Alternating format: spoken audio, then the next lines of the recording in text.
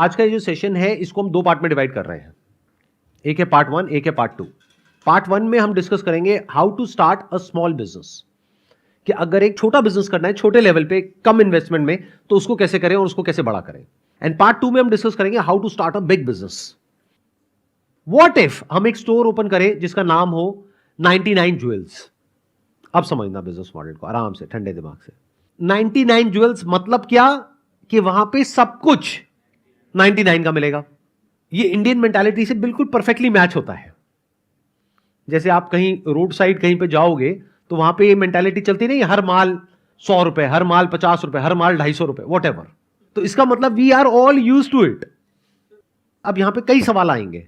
सवाल यह आएगा कि मैंने इसको ज्वेलरी तक सीमित क्यों रखा, क्योंकि अगर आप प्रोडक्ट रेंज बढ़ा दोगे, मान लो आपने कर दिया 99 स्टोर, तो आपको इतना इन्वेंट्री में पैसा चाहिएगा कि आपकी इन्वेस्टमेंट इन्वेंट्री में ही 20-30 लाख रुपए हो जाएगी। बट अगर आपने ज्वेलरी तक इसको रखा तो ज्वेलरी के दो बेनिफिट है। एक, आपने एक पर्टिकुलर नीश को पकड़ा, प्लस उसमें मार्जिन बहुत ज्यादा है। आप अपने ऊपर रख करके देखिए, I am asking all the female specially sitting here, क्योंकि you are the target segment, कि एक ऐसा स्टोर हो जो आपके कॉलेज के आसपास हो। मान लो आप नॉर्थ कैंपस में या साउथ कैंपस में कहीं पे पढ़ते हो, वहां पे एक छोटी सी दुकान हो लेकिन बहुत ही क्लासी बनी हुई हो।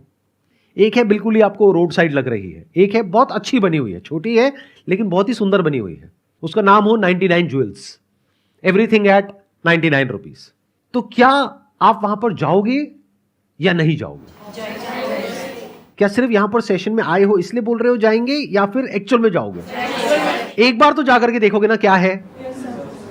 अब अगर वहां पर कुछ आपको ऐसा मिल जाता है जहां पे कंपैरिजन किया हुआ है not with the market, offline market, क्योंकि वो तो महंगा है, ऑनलाइन मार्केट से कंपेयर किया हुआ है, मतलब हाथ की हाथ आपको ये ऑनलाइन जो मार्केट प्लेसेस है यानी Amazon और फ्लिपकार्ट, वो खोल करके दिखाया जा रहा है कि देखो ये जो ज्वेलरी का पीस है जो हम आपको दिखा रहे हैं 99 में, यही वहां पर बिक रहा है 400 रुपए का, यही बिक रहा है 500 रुपए का, यही बिक रहा है 600 रुपए का, यही बिक रहा है 300 रुपए का। तो खरीदोगे या नहीं खरीदोगे? मतलब ऑनलाइन से भी सस्ता। और अगर वहां पर ऐसा कोई ऑफर हो कि अगर आपने 990 रुपए की शॉपिंग करी, यानी कि अगर 10 ज्वेलरी के पीसेस खरीदे तो आपको एक सेट मिलेगा जो कि ऑनलाइन बिक रहा है 2500 रुपए का, और जो बहुत ही स्टाइलिश ज्वेलरी हो वहां पर। मतलब ऐसे नहीं रन ऑफ द मिल कुछ भी उठा करके डाल दिया है, मतलब कि जैसे कोरियन ज्वेलरी होती है, ये होती है, वो होती है, स्पेशली जो सेलिब्रिटीज वियर करते हैं, जो ट्रेंड में है आज की डेट में, उस तरह की ज्वेलरी आपको 99 में मिल रही है, जो ऑनलाइन कम से कम 150, 200, 300, 500 रुपए में अवेलेबल है। मतलब ऑनलाइन से सस्ती, ऑनलाइन से बेटर क्वालिटी, प्लस एक टच एंड फील का एक्सपीरियंस। ऑनलाइन में ये तक नहीं पता है क्या है क्या नहीं है, साइज का नहीं पता लगता है, बहुत सारी चीजें नहीं पता लगती है। तो कुछ चीजें हैं जो ऑफलाइन में ही हो सकती है, ऑनलाइन में हो ही नहीं सकती। तो जो स्टार्ट करेंगे उन्हें मतलब इतनी सस्ती और ऐसी डिजाइनर ज्वेलरी मतलब कहाँ से मिलेगी? ऐसे बहुत सारे होलसेलर्स हैं, ऐसे बहुत सारे मैन्युफैक्चरर्स हैं इंडिया के अलग अलग पार्ट्स में। अगर आप जा करके यूट्यूब पे सर्च करोगे American diamond jewellery wholesaler, American diamond jewellery manufacturer, या फिर Korean jewellery wholesaler in whatever Delhi, तो आपको बहुत लोग मिल जाएंगे। जैसे अगर आप पुरानी दिल्ली में जाओगे तो वहां पूरी की पूरी एक मार्केट है जहां पर आपको ये जो ज्वेलरी जिसकी मैं बात कर रहा हूं, वो एक पीस शुरू हो जाता है 5-10 रुपए से और जाता है 30-40 रुपए, 50 रुपए तक। एक ज्वेलरी होलसेल में बिकती है मानो 50 रुपए की, वो ऑनलाइन यूजुअली बिकती है 200 से 300 रुपए की। मिनिमम 5 से 10 गुना होता है ऑनलाइन की दुनिया में, इस बात को याद रखना। शुरू में आप क्या करोगे अपने स्टोर को चलाने के लिए, क्योंकि बिजनेस के लिए क्या इंपॉर्टेंट है? Marketing, promotion. और रियल मार्केटिंग क्या होती है पता है आप लोगों को? जहां मार्केटिंग करनी ना पड़े, word of mouth, that is real marketing. तो मैं जिस बिजनेस मॉडल की बात कर रहा हूं, यहां पे मार्केटिंग में पैसे ही नहीं लगाना। आपने किसी ऐसी लोकेशन पे कोई ऐसी जगह चूज करी जहां पे रेंट रीजनेबल है, मानो 10-15 हजार, 20,000, लेकिन फुटफॉल अच्छा है, जो आपका टारगेट सेगमेंट है उनका। मतलब मान लो वो ऑलरेडी वहां पर कुछ ऐसी शॉप्स हैं या कुछ ऐसे स्टोर्स हैं जहां पर फीमेल्स के गारमेंट्स हैं, और है, ये है, वो है, जहां पे ऑलरेडी बहुत लोग आ रहे हैं सुबह से रात तक, 5,000 लोग आ रहे हैं, 10,000 लोग आ रहे हैं, तो फुटफॉल ऑलरेडी है। अब वहां पे अगर आप उनको कुछ वैल्यू दे सको, कुछ ऐसा दे सको जो और कहीं नहीं मिल रहा है, तो काम हो गया। तो आप क्या करोगे in the beginning, just to create that word of mouth, बजाय एडवर्टाइजिंग में पैसा लगाने के आप एक ऐसा बज़ क्रिएट करोगे कि जो फीमेल्स हैं जो भी वहां से परचेज करेंगी वो ज्वेलरी को, वो जा करके अपने इंस्टाग्राम पे, सोशल मीडिया पे, यहां पे वहां पे शेयर करेंगी कि I got this deal in as good as free. क्योंकि आप क्या करने वाले हो, वो प्रोडक्ट जो 70 रुपए का है, 80 रुपए का है होलसेल में मैन्युफैक्चरर से, वो ऑनलाइन बिकता है 700 रुपए का, 800 रुपए का। अब सोचो आपने एक स्मार्ट टीवी लगाया हुआ है जहां पे आप उसको कह रहे हो कि देखो, मतलब मैं आपको कोई स्क्रीनशॉट नहीं दिखा रहा हूं, आप अभी लाइव सर्च करो इस मार्केट प्लेस पे, देखो कितने का है। वहां पे आपको दिख रहा है 600 रुपए का, 700 रुपए का, आप कितने का बेच रहे हो? 99 का। अब आप कहोगे हमने 80 का लिया, 99 में बेचा, तो कमाएंगे क्या? अरे भाई वहां पे 20 रुपए के भी तो हैं, 30 रुपए के भी तो हैं, 40 रुपए के भी तो हैं, तो वहां तो कमा रहे हो ना। नंबर 1। नंबर 2, ये आपकी मार्केटिंग स्ट्रैटेजी है। शुरू में आप कम मार्जिन पे खेल रहे हो, यानी एक ऐसा कंपैरिजन दिखा रहे हो जो मार्केट में एक बज़ क्रिएट कर दे। अगर आपने शुरू में लालच किया, जो ज्यादातर लोग करते हैं, वो फेल हो जाते हैं। वो क्या करते हैं, वो चाहेंगे 5 रुपए की मिल जाए, 99 रुपए की बेच दो। तो जो कस्टमर है वो बेवकूफ तो है नहीं, वो समझ जाएंगे पागल बना रहा है, तो आपकी दुकान चलने से पहले ही बंद हो जाएगी, वर्ड ऑफ माउथ नहीं स्प्रेड होगा।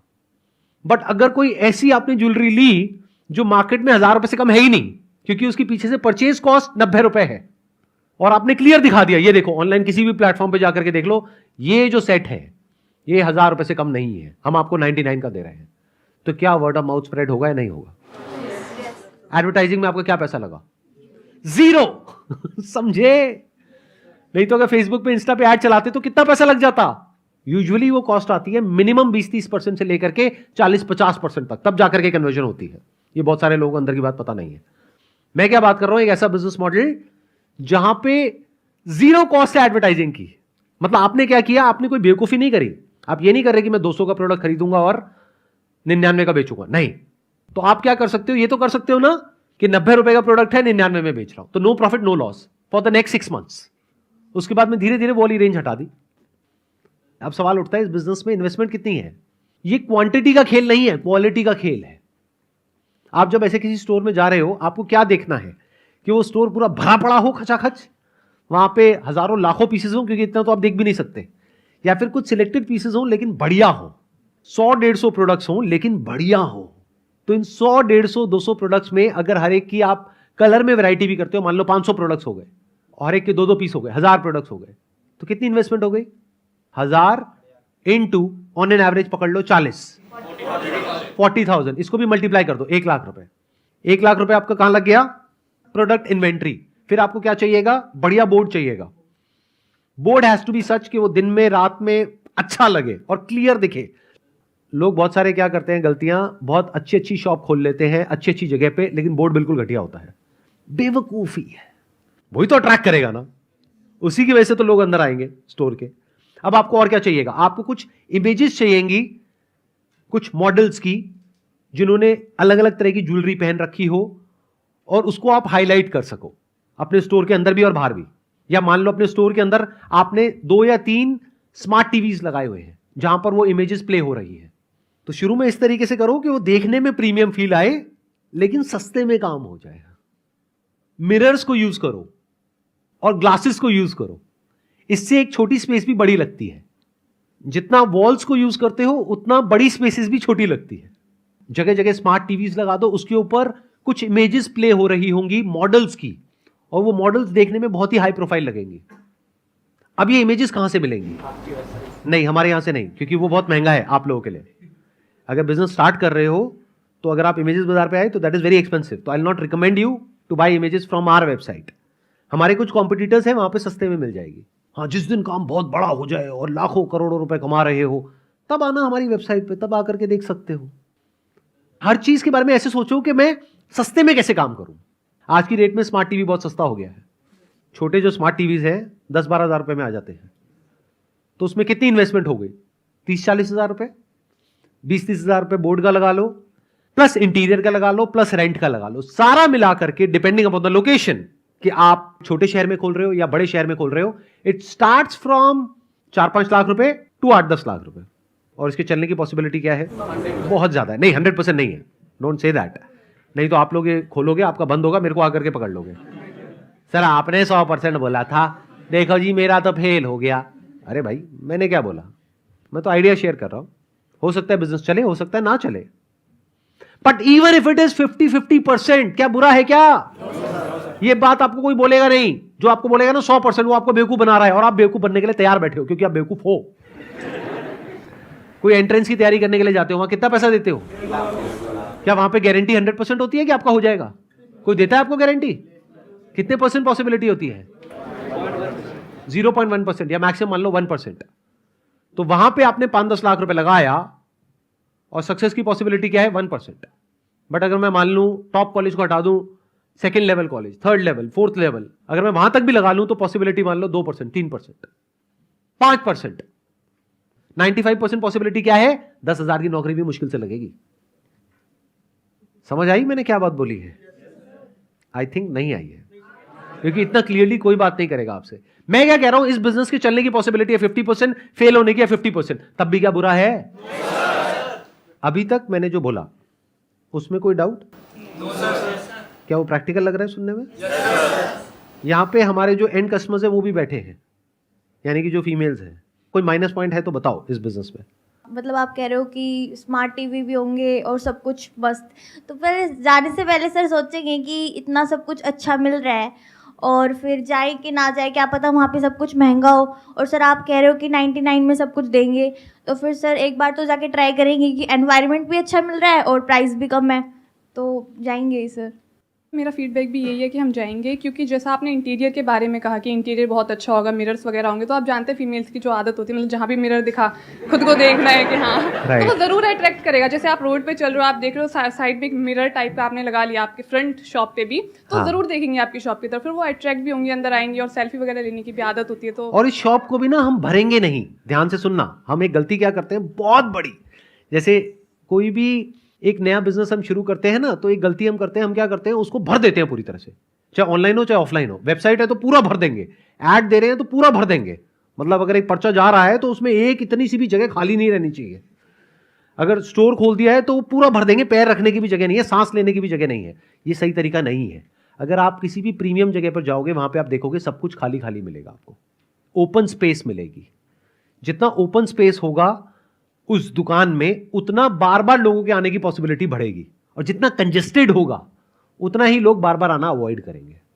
आई वॉन्ट टू से कि सबसे बिगेस्ट इसका प्रॉफिट ये रहेगा कि जब कोई चीज़ हमारे कॉलेज के एकदम पास में रहती है तो वो सबसे अच्छा तरीका होता है, लाइक सबसे नज़दीक भी हो जाएगा वहाँ पे विज़िट करने का, हमें ज़्यादा एफर्ट्स भी नहीं लगाने पड़ेंगे। अगर हम गर्मी के दिनों में धूप से बाहर निकल रहे हैं तो लाइक होता है ना कि कोई विज़िट नहीं करना चाहता है, अगर कोई चीज़ दूर हो तो वो पास रहेगा, तो सबसे बिग प्रॉफिट ये रहेगा। दूसरा, अगर इंटीरियर का आपने कहा, that will be the best one. और बताइए सर, जिस चीज़ की आप शॉप खोल रहे हो ना, उसके बारे में आपको नॉलेज होनी चाहिए। Right. अब कोई लड़का खोलेगा तो उसको पता होना चाहिए फैशन सेंस के बारे में, मतलब लड़कियों के, अब लड़कियों के बारे में खोलोगे तो कोई आएगा पूछेगा तो उसे पता होना चाहिए कौन सी चीज़ ट्रेंड में है, ताकि वो उसको सजेस्ट कर सके। और उसका देखने का एक तरीका भी है, मैं आपको बता देता हूँ। ये भी एक हैक है, बहुत बहुत इंटरेस्टिंग, कैसे ये रिसर्च करी जाती है। प्लीज हैव अ सीट, मैं आपको बताता हूँ कैसे करा जाता है रिसर्च।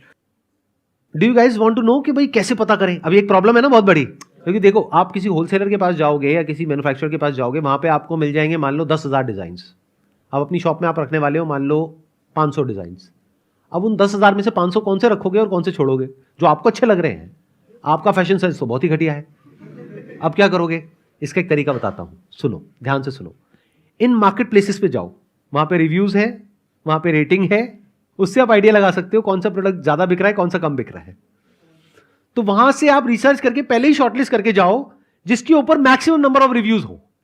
ऐसा प्रोडक्ट जिसके ऊपर कोई रिव्यूज नहीं हो, उन प्रोडक्ट्स को छोड़ दो। समझ गए? नहीं समझे? अरे अंकल आंटीज, ये छोटी बात नहीं है जो मैं आपको बता रहा हूं। आपके दिमाग में अगर बुद्धि में बात घुस जाए ना, ये इतनी बड़ी बात है, आप सपने में भी नहीं सोच सकते। मतलब आप अब हवा में तीर नहीं चला रहे हो। नहीं तो अगर आप अपनी पसंद से या अपनी मम्मी की पसंद से या अपनी दादी की पसंद से ला करके उस दुकान में सारा माल भर दोगे, तो आपकी मम्मी और दादी ही खरीदेगी, वो भी फ्री में। आपको ये समझना है मार्केट को क्या चाहिए, वो कैसे समझोगे? तुक्का मारोगे, तुक्का मारा तो business fail. It has to be sure shot. और मैं अब आपको श्योर शॉट तरीका बता रहा हूं, वो क्या है। Take out all these images. कि मुझे ये 500 प्रोडक्ट्स चाहिए क्योंकि ये इन मार्केट प्लेसेस पे मोस्ट रिव्यूड है और इसके सबसे अच्छे फीडबैक आ रहे हैं, तो मुझे यही वाले प्रोडक्ट्स रखने हैं अपनी शॉप में, तो काम बढ़िया हो गया। अब आप हवा में तीर नहीं चला रहे, आपको पता है कि अगर इस पे 4000 रिव्यूज आए हैं तो ये 40,000 बार प्रोडक्ट बिक चुका है ऑनलाइन, और ऑनलाइन ये मिल रहा है 250 रुपए का, और आप वो कस्टमर को दिखा सकते हैं स्मार्ट टीवी पे, देखो जी एग्जैक्ट यही प्रोडक्ट है बट इससे बेटर क्वालिटी है और 99 रुपए है, बेटर प्राइस है। सर जो मेरे को इसमें सबसे बड़ी लिमिटेशन लगी, एक तो आपने कहा ऑफलाइन ओपन करने को, एक एरिया लिमिटेशन आ जाती है कि आपका जो कस्टमर होगा, जो नंबर होगा कस्टमर का वो लिमिट हो जाएगा, नियर बाय के ही ज़्यादा लोग आ पाएंगे, उससे ज़्यादा दूर के नहीं आएंगे। तो इसमें माइनस पॉइंट क्या है? क्योंकि सर आपका कस्टमर बेस तो कम ही हो रहा है ना, ये माइनस पॉइंट है। तो मैंने क्या कहा था, ये स्मॉल बिजनेस आइडिया है, ये बिग बिजनेस आइडिया नहीं है। अरे भाई खाने पीने की दुकान खोलोगे तो वो उसी एरिया तक तो लिमिटेड रहेगी, ऑनलाइन भी अगर उसको वो डिलीवर करेंगे तो उसी एरिया के अंदर करेंगे, ये कोई लिमिटेशन नहीं है। लिमिटेशन तब है जब आप कहते हो कि मेरे को तो अंबानी बनना है, मेरे को तो टाटा बनना है, तब ये लिमिटेशन है। और असलियत बताऊं तो तब भी नहीं है, क्योंकि तब भी आप फ्रेंचाइजिंग मॉडल पे जा सकते हो या अपने मल्टीपल स्टोर्स ओपन कर सकते हो।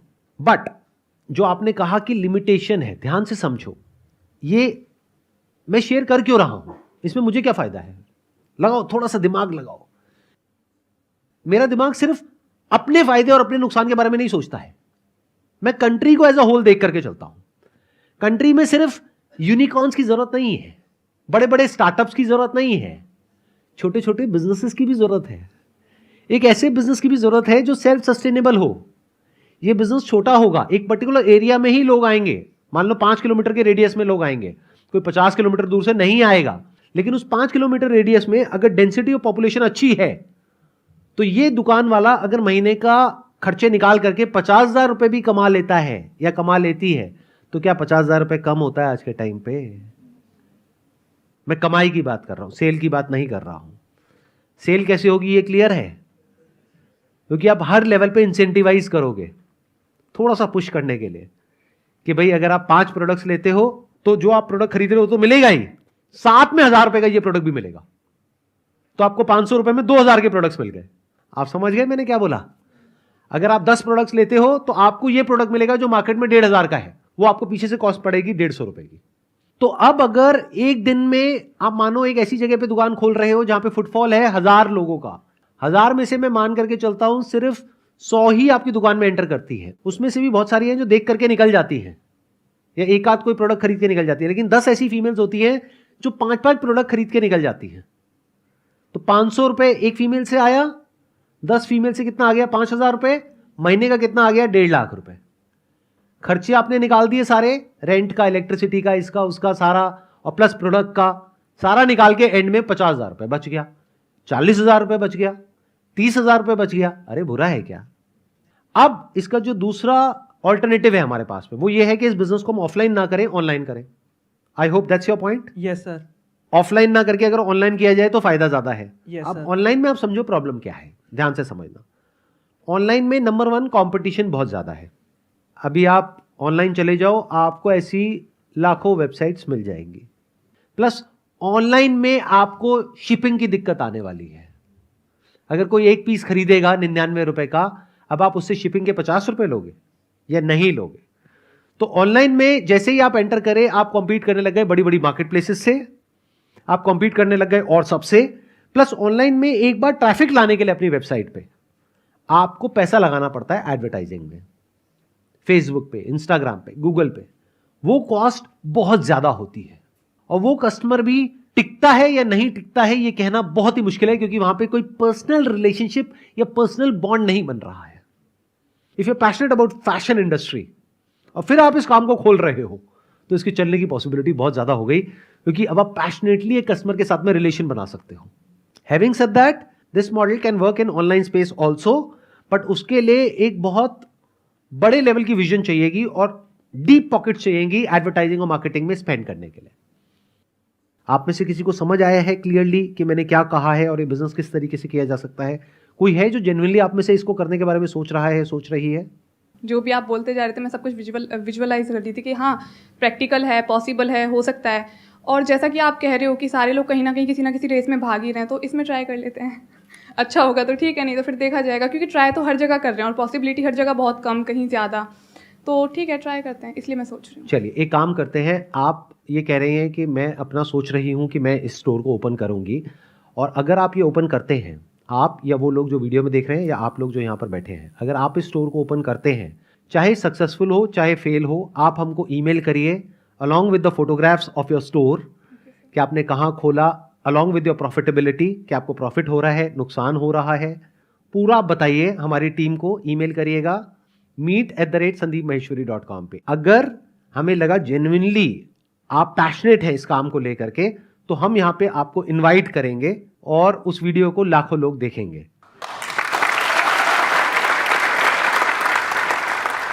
लोगों को बहुत कुछ सीखने को मिलेगा कि क्या बिजनेस में करना चाहिए और क्या नहीं करना चाहिए। हो सकता है जो मैंने कहा, जब आप प्रैक्टिकली करने लगेंगे तो बहुत सारे चैलेंजेस आएंगे, फिर आप उसको किसी अलग तरीके से एक एक करके प्रॉब्लम को सॉल्व करेंगे। फिर आप बताएंगे कि सर देखो आपने जो कहा था ना, उसके अलावा मेरे को ये चैलेंजेस आए, मैंने इस तरीके से सॉल्व करे, और देखो आज की डेट में मैं सर इतना पैसा महीने का कमा रही हूँ, ये मेरी दुकान है, ये मेरी शॉप है, यहाँ पे मैं इस तरीके से इसको कर रही हूँ। और हो सकता है उसी सेशन में कोई और भी इंसान होगा जो कहेगा सर देखो मैंने ये खोला, मेरा फेल हो गया, बंद हो गया। अब हम उससे पूछेंगे कि भाई तूने ऐसा क्या किया, कैसा लग रहा है आइडिया? बढ़िया लग रहा है? अगला पार्ट है कि एक बड़े बिजनेस को कैसे शुरू करते हैं, बड़ा मतलब बहुत बड़ा business, multi billion dollar business, उसके बारे में कैसे सोचते हैं, क्या जानना चाहोगे? जल्दी मिलते हैं एक ब्रेक के बाद में, फिर डिस्कस करते हैं।